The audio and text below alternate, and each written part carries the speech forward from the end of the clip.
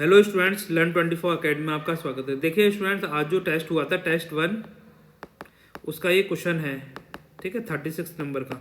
निम्न में से कौन सा मुख्य मेमोरी में प्रयोग में आता है? तो यहाँ आपके सामने 4 ऑप्शन दे रखे हैं, आप भी इसका ट्राई करें, इसका आंसर कमेंट सेक्शन में लिखें, ठीक है। As RAM, D RAM, P RAM और डी डी आर, ठीक है। अब मुख्य मेमोरी में कौन सा है, जिसको पता होगा वो कर पाएगा और जो नहीं जानता होगा वो नहीं कर पाएगा।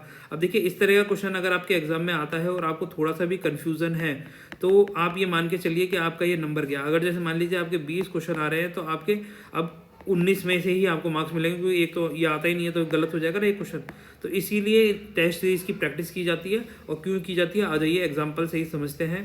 देखिए यहाँ पर क्या है, ये हमारे एक स्टूडेंट हैं, तो इन्होंने हमें व्हाट्सअप किया कि सर हमें टेस्ट सीरीज ज्वाइन करनी है। तो फिर मैंने उन्हें PDF अवेलेबल करवा दी, ये वाली प्रैक्टिस करने के लिए कि आप प्रैक्टिस करिए और एनरोल कर लीजिए जल्दी से जल्दी। Enrol fast, practice hard, it will help you get more marks.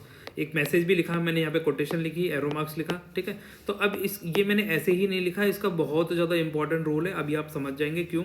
आ जाइए इसको नीचे पढ़ते हैं। यहाँ पर देखिए, यहाँ पर इन्होंने जब PDF सॉल्व करी उसमें क्वेश्चन नंबर 36 के बारे में पूछा।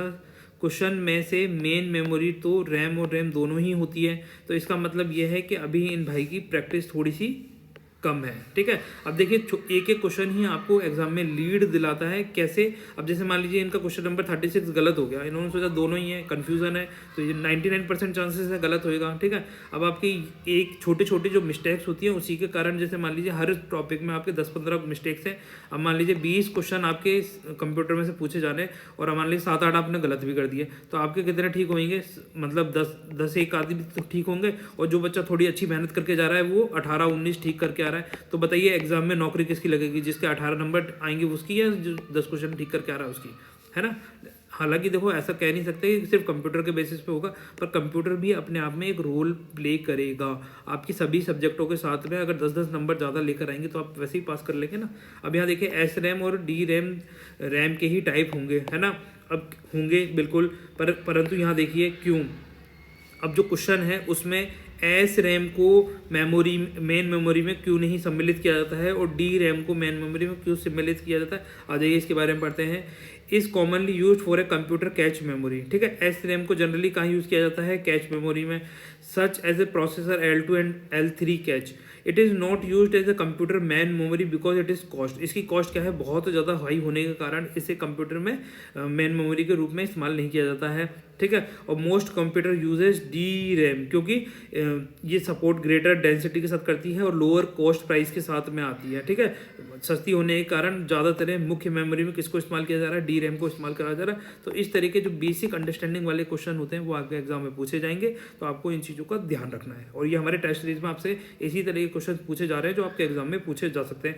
फिर देखिए, मैंने यहाँ पर भाई के लिए एक लाइन भी लिखी है, I hope through our test series you will getting 1 marks more, ठीक है। तुम्हें एक ज़्यादा नंबर मिलेगा, क्योंकि अब तुम्हारे ये भी डाउट क्लियर हो गया है। अगर ये एस रैम डी रैम से अगर क्वेश्चन आता है तो तुम्हारे इस तरह के क्वेश्चन सही हो जाएंगे। हालांकि देखो, सिर्फ एक क्वेश्चन नहीं करा रहे हैं हम, सभी जितने भी कंप्यूटर का टॉपिक है सभी की टेस्ट सीरीज चल रही है आपकी, जिसमें से टेस्ट 1 हो चुका है। कल सुबह 11 AM से लेकर 12 PM, ठीक है, आपका टेस्ट रहेगा। ये आपका टेस्ट का टाइम टेबल है, इस तरीके से ये प्रकार का आपका टेस्ट रहेगा, जिसमें आप देख सकते हैं टेस्ट 1 ये आज हो चुका है, 17/2/2023 थी। जिसको अगर देखो इसकी भी प्रैक्टिस करनी है, ऐसा नहीं है कि हो गया तो अब मैं एनरोल नहीं कर सकता, आप अभी भी एनरोल कर सकते हैं, आप लेट नहीं हुए हैं, ठीक है। टेस्ट 2 की तैयारी पे जुट जाइए, कल सुबह आपका टेस्ट रहेगा, आप एक रात में इसको पढ़िए, आपका टाइम कम है। Computer software, relationship between hardware and software operating system, इसको तैयार करिए और कल सुबह इसका टेस्ट दीजिए। देखो, आपको जो ऑनलाइन बैठकर MCQ करवाते हैं ना, वो सिर्फ आपके पॉइंट्स का रिवीजन कराते हैं, उससे कुछ नहीं मिलेगा। उससे बहुत, मतलब ये मान लीजिए सिर्फ 1 या 2% का ही इनपुट होता है उससे। परंतु जब आप इस तरीके से टेस्ट सीरीज देते हैं तो अपने आप पूरे नोट्स पढ़ते हैं, पूरी रात बैठकर एक एक चीज़ को आप रिवाइज करते हैं, और ये चीज़ ही आपको एग्जाम में लीड दिलाती है। इतना याद रखें, टेस्ट सीरीज आपका खुद का टेस्ट होता है, MCQ जस्ट टीचर का टेस्ट होता है, वो टीचर खुद जो जानता है वो आपको बता रहा होता है, ठीक है ना। MCQ से आपकी सिर्फ आपको पॉइंट्स याद हो सकते हैं जो कुछ इंपॉर्टेंट पॉइंट्स होते हैं, परंतु टेस्ट सीरीज से क्या होता है, आपको पूरा होलिस्टिक रिवीजन होता है, चीज़ें आपको ग्रैब करते हैं। एग्जाम में किसी भी तरीके से क्वेश्चन घुमा के पूछा गया है तो आप उसका आंसर देने के लिए एलिजिबल हो जाते हैं जब आप टेस्ट के लिए एनरोल। देखो टेस्ट क्या है, आप ये सोचिए आप एग्जाम में टेस्ट देने जा रहे हैं, उसी तरीके से लीजिए ना, आप इसको ऐसे क्यों ले रहे हैं कि भाई ये टेस्ट सीरीज है, ये तो क्वेश्चन पेपर यहाँ से भी कर लूँगा, वहाँ से भी कर लूँगा, वहाँ से भी करो, यहाँ से भी करो, तो वो टॉपिक पढ़ने के बाद करो। जब इस तरीके का टाइम टेबल बिल्कुल फ्रेम में होता है, आपके पास समय कम होता है कि सुबह टेस्ट देना है, तो आप क्या है रात को इंस्टाग्राम, मूवी, यूट्यूब ये नहीं देखते हो, आप टेस्ट की तैयारी करते हो। परंतु जब आपका टेस्ट नहीं होता तो आप क्या है उस खाली समय में उसको वेस्ट करते हो कि बाद में कर लेंगे, बाद में कर लेंगे। इससे आपका क्या है अल्टीमेटली टाइम वेस्ट होता जाता है और आप अपने टॉपिक्स को कभी कंप्लीट नहीं कर पाते हैं। और टेस्ट सीरीज जो ज्वाइन करते हैं वो अपने टॉपिक्स को क्यों कंप्लीट कर लेते हैं, क्योंकि उनके पता है कि मुझे सुबह इस चीज़ का टेस्ट देना है, परसों इसको देना है, परसों इसका देना है, तो ये सारे टॉपिक्स अपने आप खुद ब खुद आप इनको कंप्लीट करते जाते हैं। फिर कंप्लीट टेस्ट होता है तो जिससे आपके बार बार रिवीजन होता जाता है चीज़ों का। जब आपने एक ही टॉपिक को 4 से 6 बार रिवाइज कर लिया तो बताइए क्यों आपको वो एग्ज़ाम तक अच्छे से याद नहीं रहेगी। ठीक है, यहाँ पर 4 से 6 बार आपका हर टॉपिक रिवाइज हो जाएगा। तो गाइज मिलते हैं नेक्स्ट लेक्चर में, तब तक के लिए बाय। आप सब लोग खुश रहिए और जिसने भी टेस्ट एनरोल नहीं करी वो एनरोल कर लीजिए। हमारा नंबर है 811188161110।